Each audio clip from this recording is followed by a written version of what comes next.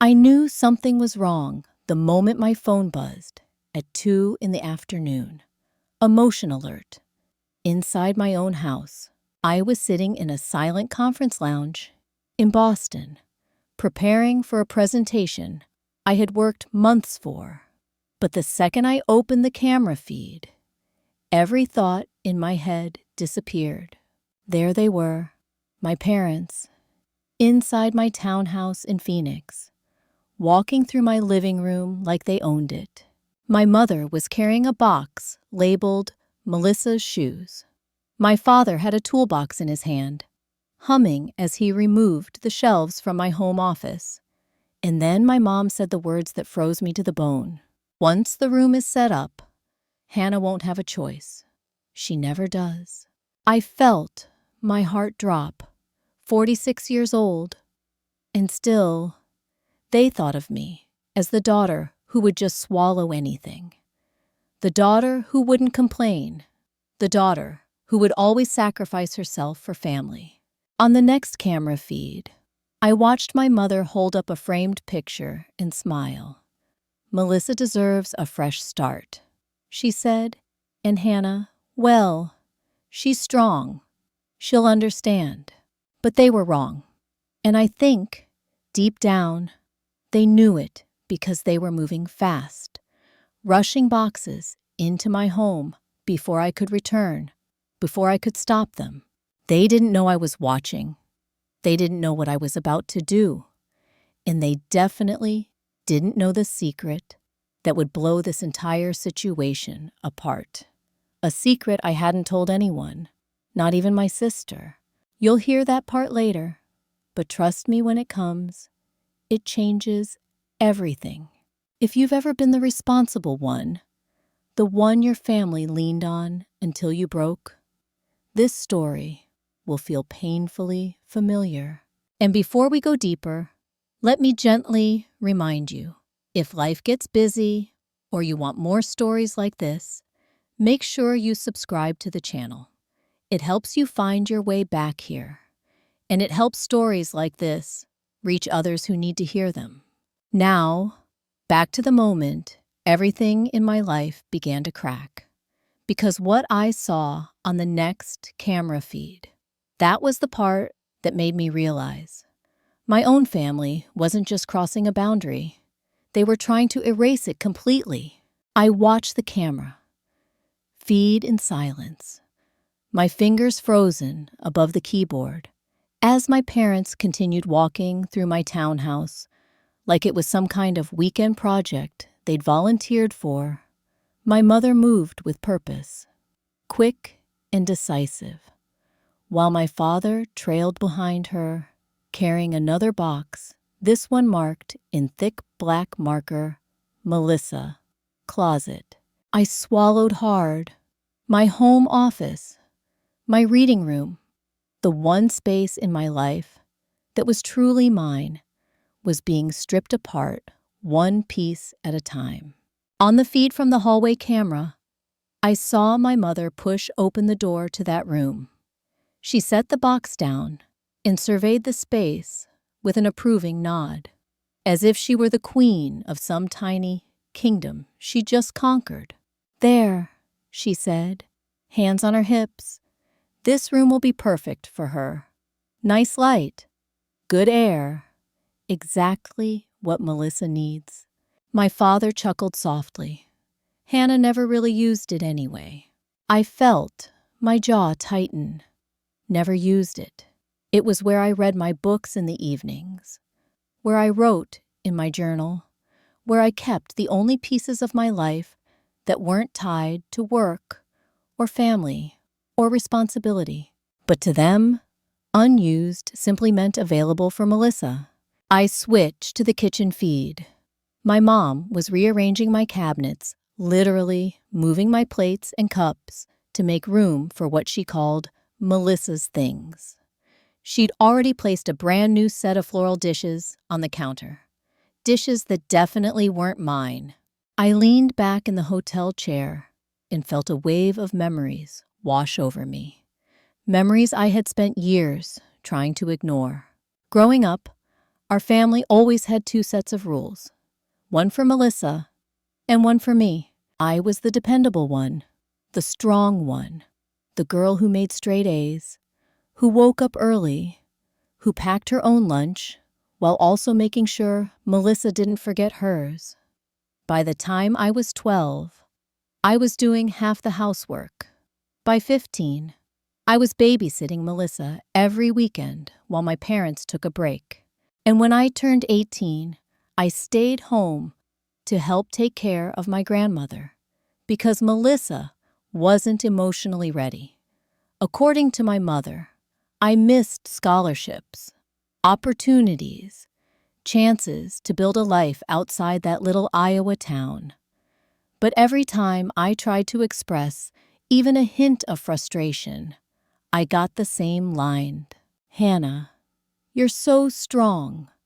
Your sister needs you. Back then, those words felt like praise.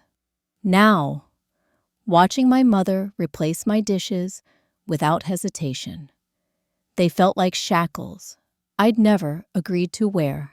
I clicked back to the living room camera. My father was unpacking a folding table, the cheap kind you buy when you're planning to stay somewhere longer than you admit. He set it up near the window. My mother brought in a stack of Melissa's craft supplies, glitter, glue sticks, rolls of pastel vinyl, like the ones she used for her failed Etsy shop. This wasn't temporary. This wasn't a weekend stay.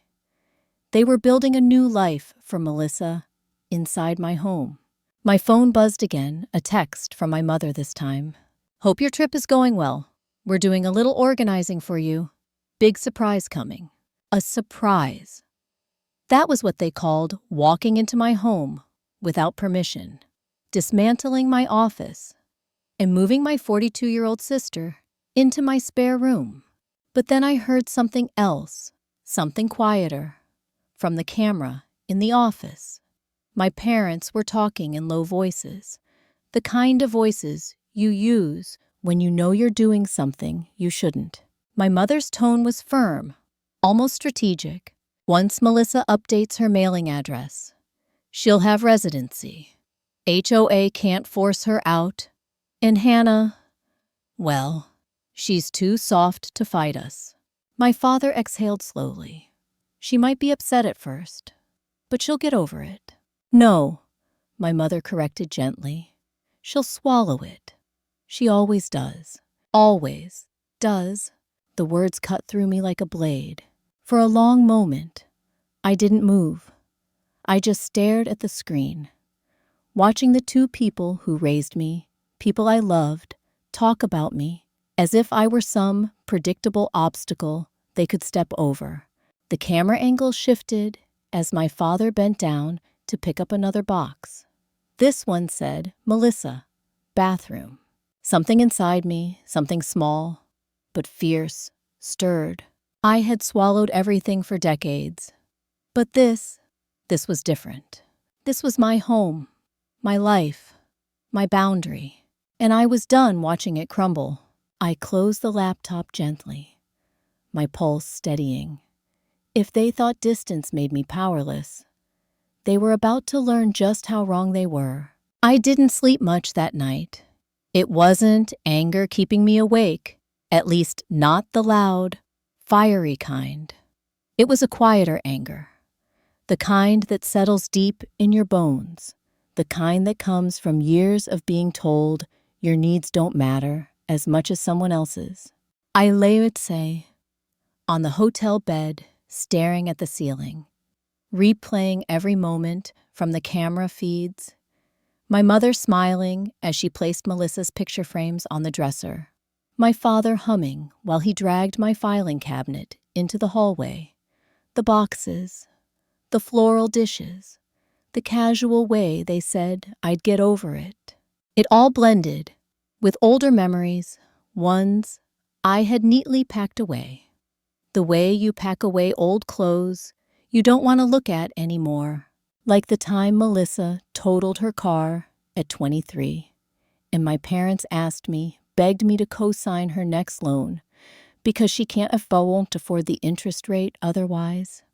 I had just finished paying off my nursing school debt. I was finally saving for my future. But they pleaded, and I gave in. 2 years later, that car was repossessed. Guess who ended up paying the balance? Or the time Melissa opened a boutique with money she didn't have. My parents, desperate to help her, asked me to loan her $3,000 just until she got on her feet. I never saw a penny back. Every time Melissa stumbled, I was the soft place to land. Every time I succeeded, I became the safety net, the fallback, the person who could handle it. And for years, I told myself that was love.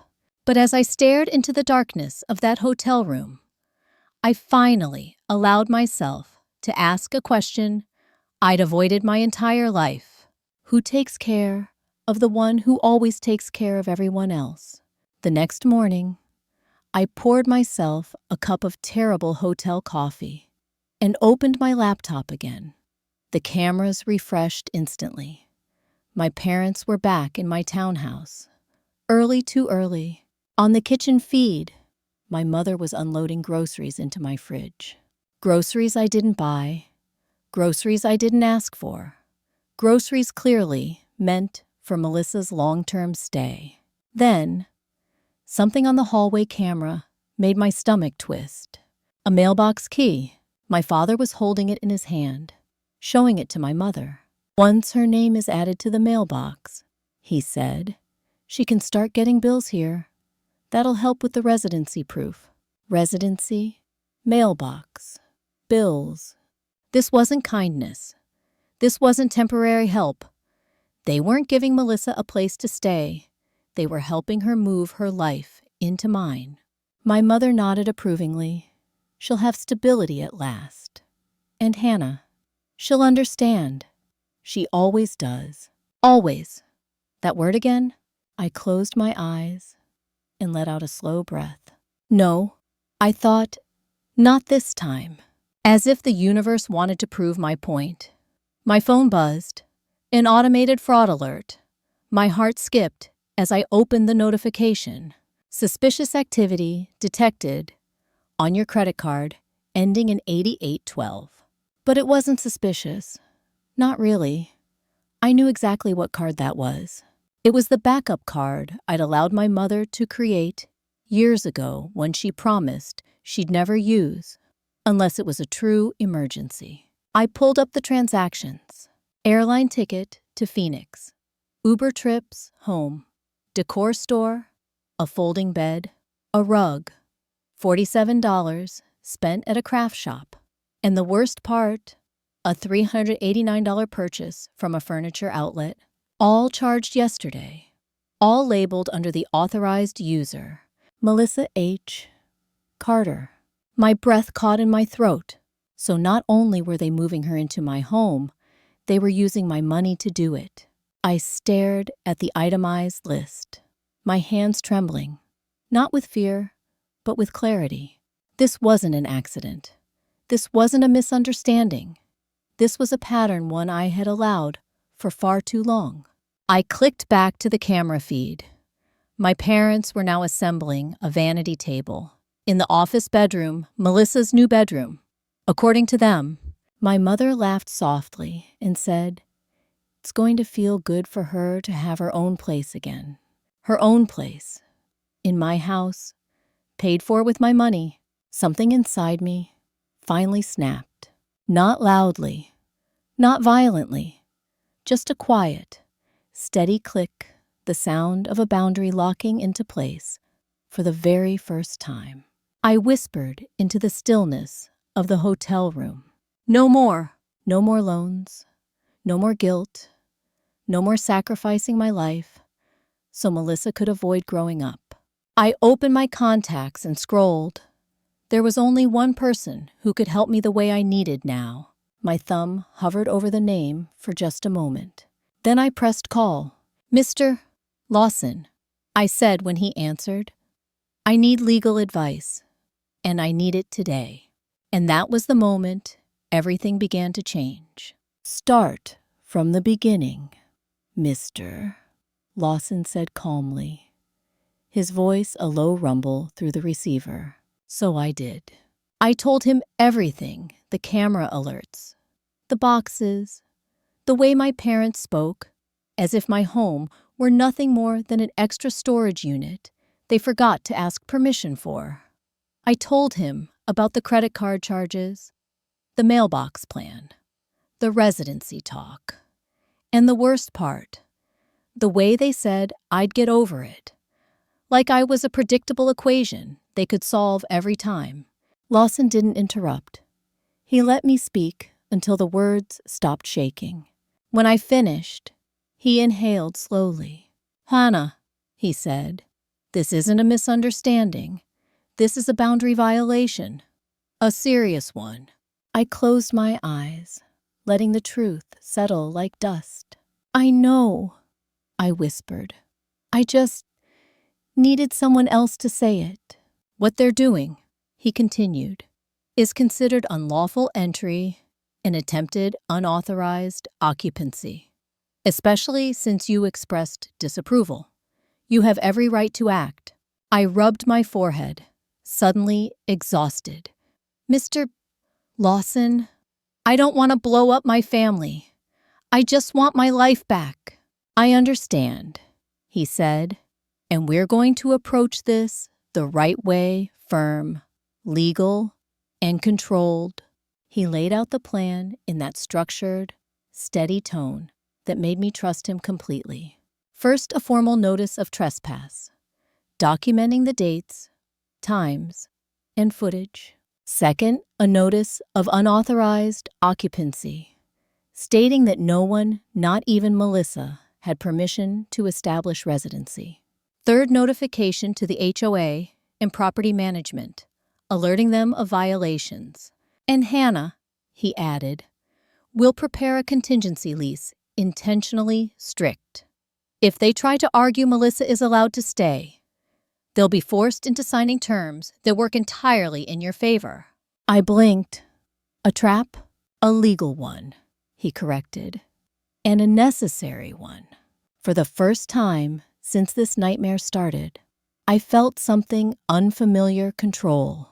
Real, actual control. "But before we file anything," Lawson said gently, "you need to call your parents. Give them one chance to do the right thing." I exhaled slowly. I knew he was right, but I also knew exactly how that call would go. Still, I dialed, and my mother answered on the second ring. "Hannah, sweetheart, how's the conference?" "We were just talking about." "Mom," I cut in. I saw the cameras. There was a beat of silence. Not shock, not guilt, just calculation. "Oh," she said lightly, we just stopped by to tidy up. You know, help you out." "Mom, I saw the boxes, and the furniture, and the things labeled Melissa. Just tell me the truth." Another pause. Then the tone shifted, soft but sharp. "Hannah, she's your sister. She's struggling. She needs a place to land. You have the space. Why are you being so dramatic?" I felt the familiar sting of that word. Dramatic. "I didn't say she could move in," I replied. "I didn't agree to any of this." "Oh, please," she snapped, irritation rising. "You're overthinking it. We knew you'd say yes. You always do." I opened my eyes, staring at the bland hotel wallpaper. Not this time. "Oh, Hannah," she sighed. "You're tired. You're stressed from travel. We'll talk when you get home, and I'm sure you'll calm down." "No, Mom," my voice was steady. "You need to leave my house. Today." Silence. Then a cold, clipped tone I'd heard only a handful of times before. "You are being selfish." There it was. The word she used whenever I dared to want something of my own. I ended the call without replying. My hands were shaking, but not from fear, from resolve. My father was next.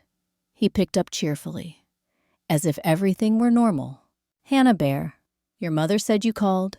Dad, stop. I know what you're doing. I'm asking you both of you to leave. He sighed, a heavy, disappointed sigh. Hannah, think about it. Melissa has had a tough life. Not everyone has your strength. This is what family does. I seminate? No, I whispered. This is what you do. You decide. And I'm supposed to accept it. Honey, please, don't make this hard. I'm not making anything hard. I'm telling you no, and you're refusing to hear it. I heard him murmur something to my mother in the background. Then he said the words that sealed everything. We'll talk when you get home. You'll feel differently once you see the room. I hung up, and for the first time in my life, I didn't feel guilty for doing it. I called Lawson back. You were right, I said quietly. They're not going to stop. I figured as much, he replied. Fortunately, the documents are ready. I stared out the window at the snowy Boston streets, a strange calm settling over me. Mr. Lawson, I said softly, let's do this.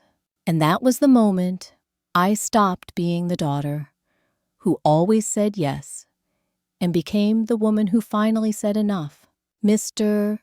Lawson emailed the documents within an hour. I sat at the tiny hotel desk, hands steady, breath calm, as I opened each file one by one, letting the weight of them settle into me. The first document was the notice of trespass. It stated clearly, in language even my mother couldn't twist, the individuals listed have entered and occupied the property without permission from the legal owner. Below that were timestamps, camera snapshots, dates, evidence. The second was the notice of unauthorized occupancy, outlining HOA violations, residency rules, and the financial penalties for ignoring either notice. It ended with a line that felt like pure steel. Any attempt to establish residence without written consent will result in immediate enforcement. The third document made me pause. It was the contingency lease Lawson had mentioned, intentionally designed to be restrictive. The rent amount was laughably high, and the terms were impossibly strict. If my parents or Melissa tried to argue she was allowed to stay, they'd end up bound by every one of these harsh conditions. A trap. A fair one. A necessary one. I exhaled slowly, letting the reality of it wash over me. For once in my life, I wasn't reacting. I wasn't scrambling. I wasn't trying to appease. I was planning, and planning felt good. Before I flew back, Lawson insisted I call the HOA manager so she could be present when I arrived. Her name was Mrs. Dorothy Green, a woman in her 60s with a reputation for being fair but absolutely uncompromising. I remembered the first time we met when I moved into the neighborhood.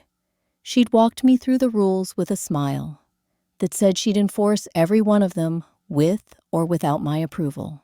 So when she picked up the phone and I explained the situation, I didn't know what response to expect. She didn't hesitate.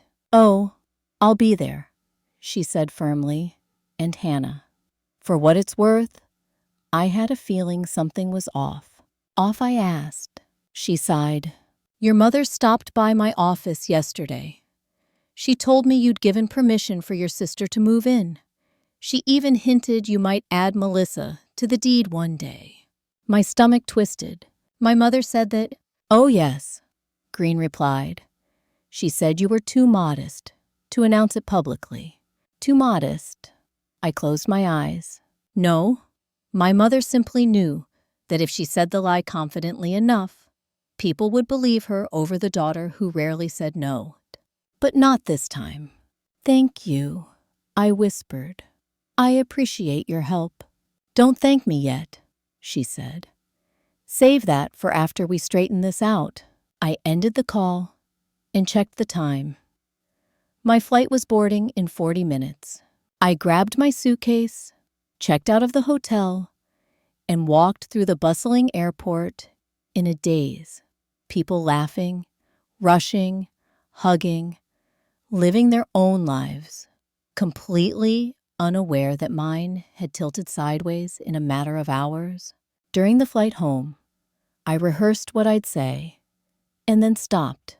Rehearsing implied there was a version of this conversation where I had to justify myself. I didn't. I owed no apology for protecting my home, no explanation for enforcing boundaries, no guilt for saying no. By the time the plane landed in Phoenix, my resolve was unshakable.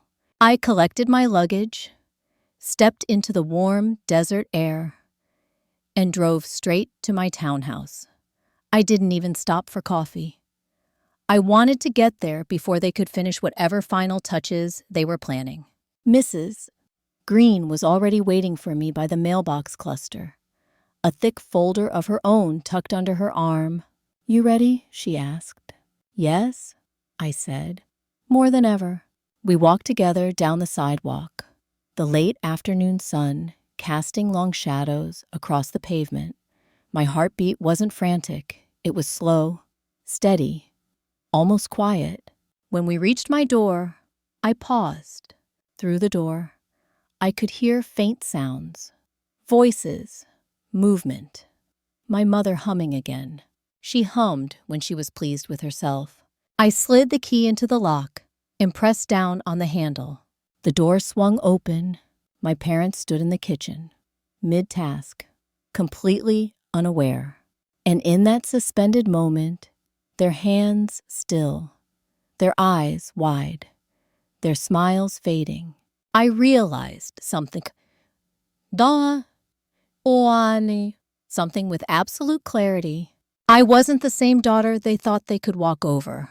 Not anymore. Hannah was finally home, and everything was about to change.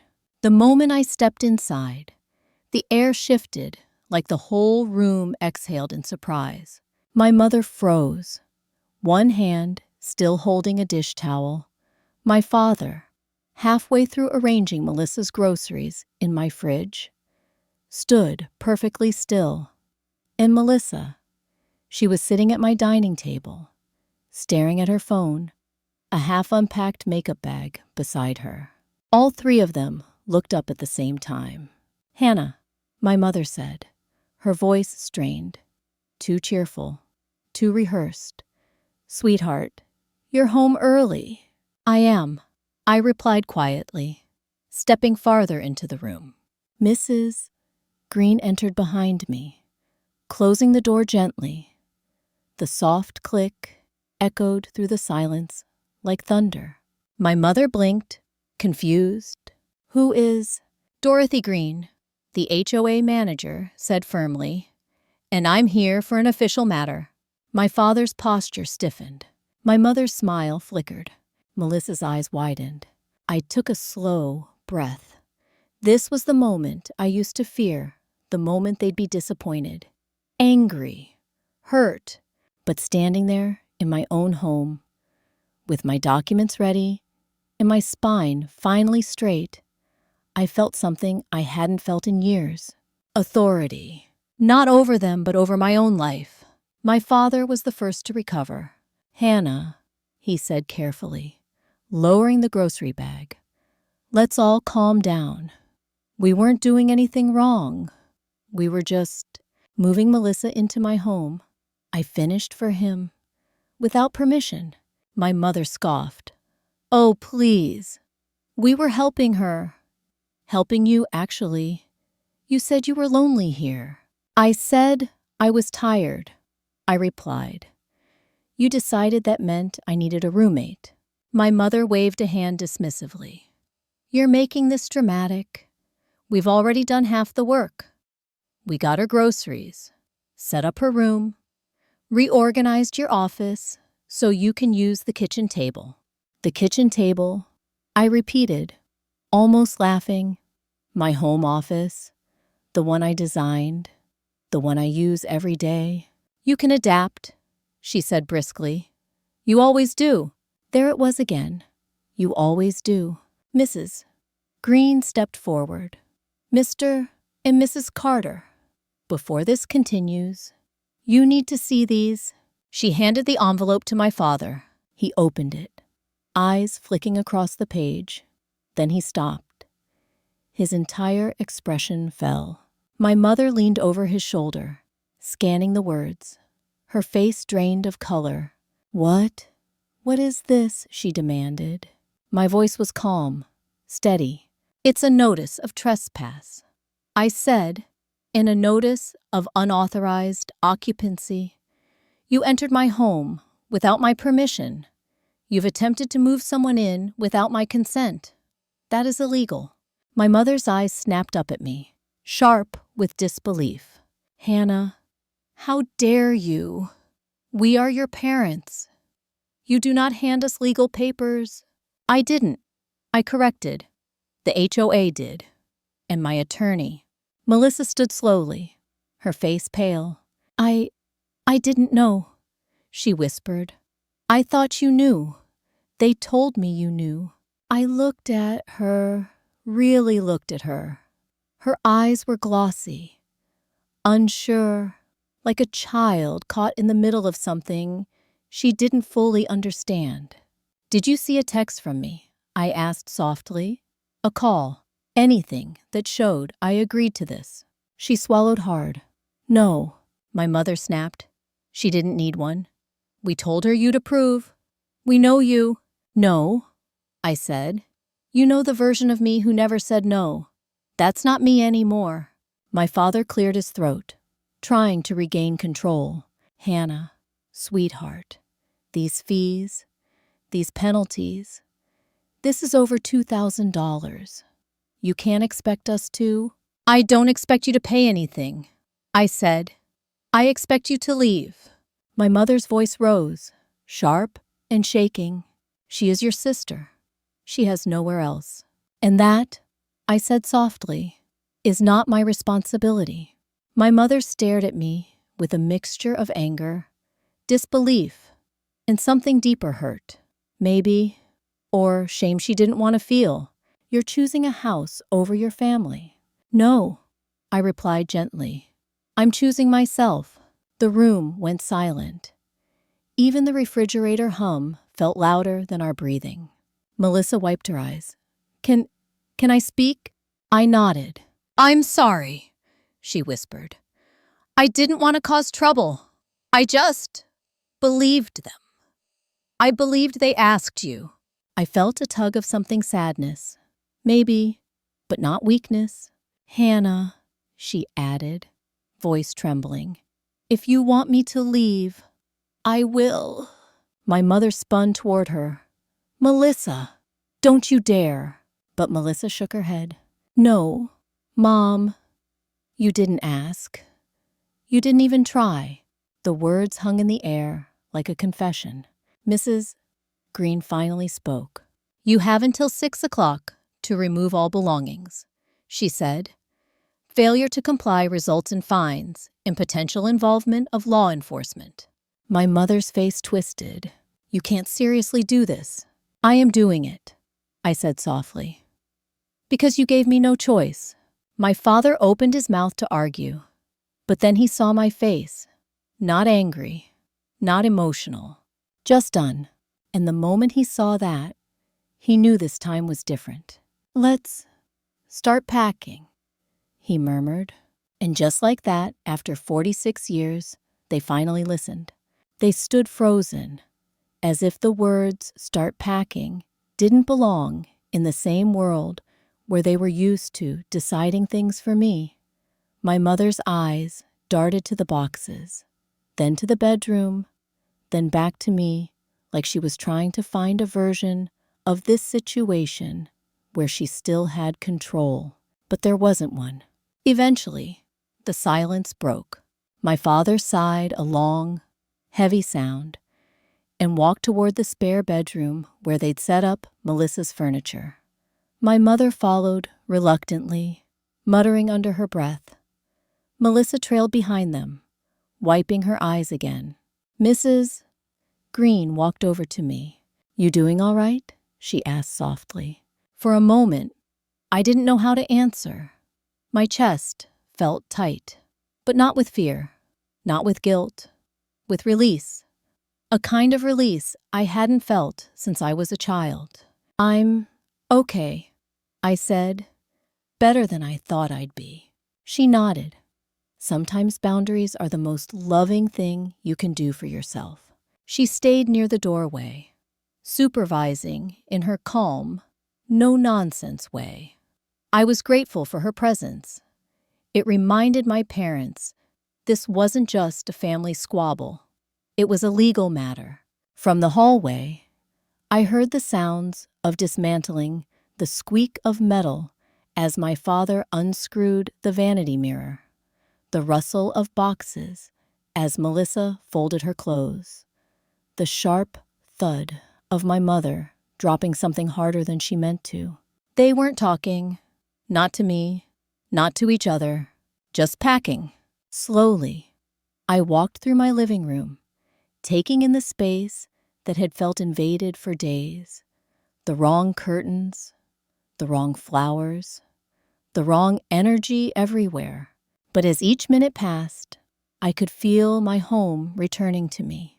I paused at the doorway of the spare bedroom. My father looked up when he noticed me. His expression wasn't angry. It wasn't even resentful. It was tired, like a man finally confronting a truth he'd spent years avoiding. "Hannah," he said quietly, "we didn't realize it would come to this." "That's the problem," I replied gently. "You didn't think it could come to this?" He nodded once, then returned to unscrewing the bed frame. My mother, however, didn't look up. She kept her back to me, stuffing Melissa's floral curtains into a bag with sharp, angry movements. "You know," she said, her voice trembling with indignation, "in my day, children respected their parents." I took a breath. "In your day," I said softly, "respect wasn't used as a weapon." She froze, but still wouldn't turn to face me. "You think this is easy for us," she whispered. "We did everything for you girls. Everything." I didn't raise my voice. I didn't need to. "You did everything for Melissa," I said, "and you expected me to do everything else." She spun around then, eyes bright with anger. "That is not fair." "But it's true." Her mouth opened, then closed. No words. She turned back to the box, but her movements were slower now. I stepped back into the living room. Melissa was sitting on the couch beside a stack of boxes, holding a sweater she'd apparently forgotten was mine. She looked up at me with puffy eyes. "Hannah, can I say something?" I nodded. "I never meant to take advantage of you," she whispered. "I didn't know they were doing this behind your back. I just believed them. I always do." Her honesty was disarming. "I know," I said, "but you're not a child anymore. Melissa, you can ask questions. You can say no. You're allowed to take responsibility for your life." She looked down at her hands. "I know," she said softly. "I think I just got used to being rescued." I sat beside her, leaving a respectful space between us. "Maybe this is your chance," I said. "Your chance to build your own life." She nodded slowly, tears threatening again. "I'm sorry," she whispered. "I know you are." We sat there for a moment, the quiet stretching gently between us, not angry, not bitter, just real. Eventually, my father walked out with the first load of boxes. Melissa followed with 2 more. My mother dragged the last suitcase behind her, refusing to look in my direction. At the door, she paused and finally spoke. "I hope you're proud of yourself," she snapped. I looked at her, really looked at her and said calmly, "I am. For the first time in years, she flinched as if the words were sharper than any insult she'd expected. She walked out. My father gave me a sad, apologetic nod. Melissa whispered, "Thank you for being honest." And then the door closed. I locked it. The house was quiet again. For the first time in a long time, it was quiet in a way that felt like peace. "Mrs." Green touched my arm gently. "You did the right thing," she said. I nodded. "I know." But deep inside me, another feeling stirred. Something unexpected. Something unsettling. Because even though this battle was over, I could sense another storm waiting just beyond the horizon, and I had no idea yet just how personal that storm would become. The house was silent. After they left, too silent. Almost unnervingly so. I walked slowly through each room, my footsteps echoing against walls that suddenly felt larger, emptier, and mine again.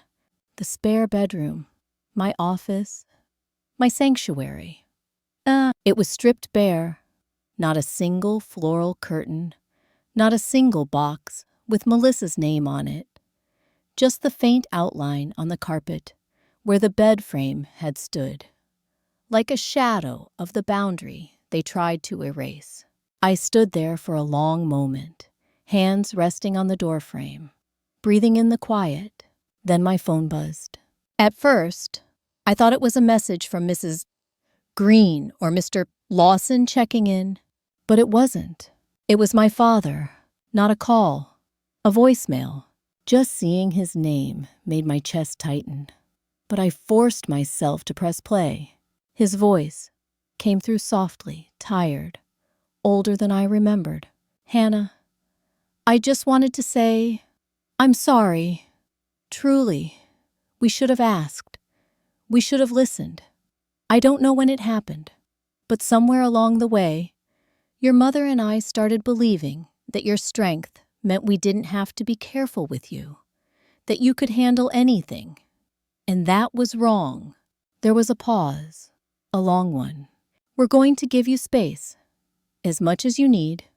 I hope, someday, you'll let us try to do better." The message ended. I sat down slowly on the edge of the couch, the weight of everything pressing on me at once. I wasn't expecting the apology, not from him, not like that. But before I could process it, the phone buzzed again. Another voicemail. From Melissa. I hesitated, then pressed play. "Hey, it's me. I know things are a mess, but I wanted to tell you that I found a small place, nothing fancy, but it's mine. I got approved for a part-time position at a bookstore, and I'm interviewing at a second job tomorrow." Her voice cracked. "I want to earn my life. Hannah, not borrow yours. I know we're not okay yet, but I hope we can be someday. I miss you." I let the messages sit there, like fragile pieces of something still worth saving. But I wasn't ready. Not yet. Instead, I stood and walked toward the kitchen. I needed water, air, something that felt normal. That was when I saw it. A small, sealed envelope resting on my counter. My mother must have placed it there right before leaving. My stomach tightened. Part of me wanted to throw it away without opening it, but curiosity dangerous. Familiar curiosity pulled me in. I tore the seal. Inside was a single sheet of paper and a copy of an old document. A hospital bracelet. Melissa's name on it. My mother's handwriting in the corner. "You deserved to know." I frowned and unfolded the paper fully. At first, it looked like a standard birth record, but then I saw it. A second name. My name. Same hospital, same date, but the times were minutes apart, and next to my name, Baby B. No, that couldn't. The room spun for a moment as the truth clawed its way into focus. Melissa wasn't just my younger sister. We were Twins. Identical, no. Our faces weren't the same, but fraternal. Easily. Questions slammed into me all at once. Why didn't they tell me? Why did they hide it? Why did they treat us so differently? What else weren't they saying? The envelope held one more thing. A folded note in my mother's rushed handwriting. I never wanted you to feel responsible for her, but you were stronger from the day you were born. Maybe I leaned on you because I didn't know how not to. I sat down slowly, the note trembling in my hands. A twin. All these years, a secret kept buried beneath expectations and guilt and decades of imbalance. It didn't excuse what they'd done, but it made the pieces shift in a way I didn't see coming. A tear slipped down my cheek, not from pain, not from anger, but from the weight of everything I didn't know. The doorbell suddenly rang, startling me. I wiped my face and walked to the front door, heart pounding. Through the peephole, I saw a familiar figure standing there nervous, holding a small grocery bag. Melissa. She had come back, and in that moment, with the envelope still trembling in my hand, and a lifetime of unanswered questions hanging in the air, I realized the story wasn't over. Not even close. There was still one more truth left to face, one more conversation waiting to happen, one more chance not for them to fix me, but for me to decide what healing would look like now. I reached for the door handle, and I opened it. When I opened the door, Melissa stood there, like she wasn't sure if she should stay or run. Her shoulders were small, drawn in, her eyes puffy but sincere. She held out the grocery bag like it was an offering. "I thought you might not have eaten," she whispered. "I didn't know if I should come, but—" Her voice cracked. I didn't want the last thing between us to be anger. I stepped aside and let her in. We sat at the kitchen table, two grown women, tied together by a lifetime of tangled expectations and a truth neither of us had been given the chance to understand. I placed the envelope gently between us. "I found this," I said softly. She stared at the birth record. Her lips parted. "I never saw that," she whispered. "Mom always said we were just sisters, regular sisters." "She didn't tell you either." Melissa shook her head, tears forming again. "No, maybe she thought she was protecting us. Or maybe she didn't want to explain why we were raised so differently." We sat in silence for a long moment, each of us staring at the paper like it held answers it couldn't give. Finally, Melissa said, "Hannah, I know I leaned on you too much, and I know Mom and Dad pushed everything onto your shoulders, but I want you to know, I don't want that anymore. I want to earn my own life, not live inside yours." I looked at her, the girl who had unintentionally lived in the center of my parents' world, while I lived on the edges. But for the first time, I didn't see the imbalance. I saw another woman who had been shaped by the same silence that shaped me. "Then maybe," I said gently, "this is where things start changing. For both of us." She nodded, wiping her cheeks. "I'd like that." When she left later that evening, quietly, respectfully, on her own terms, I stood at the doorway watching her go and felt something loosen deep inside my chest. Not forgiveness, not yet, but the beginning of it. Over the next weeks, I rebuilt my office, reclaimed my home, recentered my life. My parents kept their distance, something I never imagined they were capable of. My father called occasionally, gentle, patient, asking permission before every conversation. My mother didn't speak to me for a while, but when she finally did, her voice was softer than I remembered. Unsure, human, A family doesn't heal in a day. Sometimes it doesn't heal in a lifetime. But healing doesn't always mean repairing what was broken. Sometimes healing means finally putting the weight down, finally choosing yourself. And that's what I did. If you've ever been the strong one, the one who held everyone else up, the one who swallowed your needs because you were expected to, I want you to remember something. Strength isn't silence. Strength isn't sacrifice at your own expense. Strength is knowing when to say enough. Thank you for listening to my story. If this resonated with you, or if you've walked a similar path, let me know in the comments. And don't forget to subscribe so you don't miss the next chapter. Because family stories, the real ones, rarely end where we think they do. Sometimes they begin again.